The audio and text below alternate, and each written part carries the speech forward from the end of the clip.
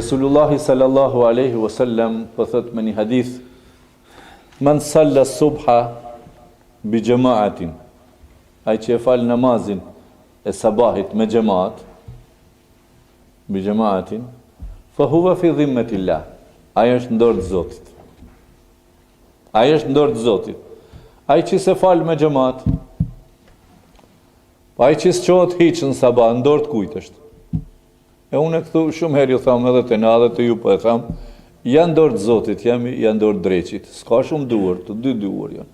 Ja dorë Allahut subhanahu wa ta'ala, ja dorë a shejtanit. Me namaz sabahut, për arsye se namaz sabahut në xhamat, në xhami, ka tregu pejgamberi alayhi salatu wassalam e thanë, bëhet ndrimi i melekëve, ata të natës e dorëzojnë punën, e melekët e ditës, me ndrime. Kanë punuar për fabrika për para me ndrime.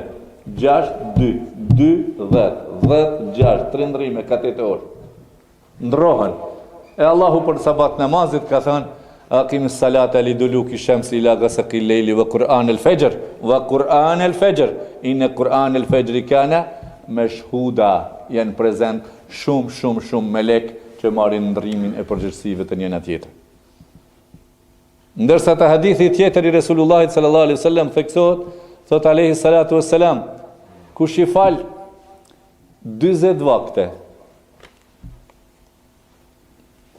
do më thonë 40 vakte, 8 ditë, 8 ka 5, 40, 40 në them kosovarçi.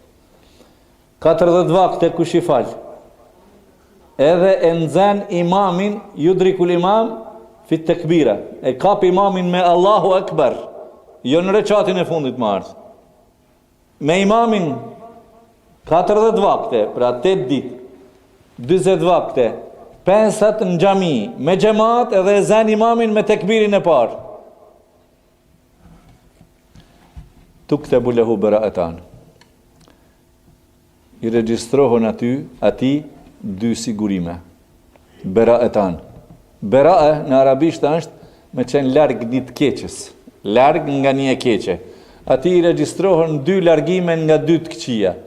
Apo 2 sigurime i ka, edhe ato që shtot popullit tash për ndim, kasko sigurime. Sigurimet plota, jo sigurimet gjysmake.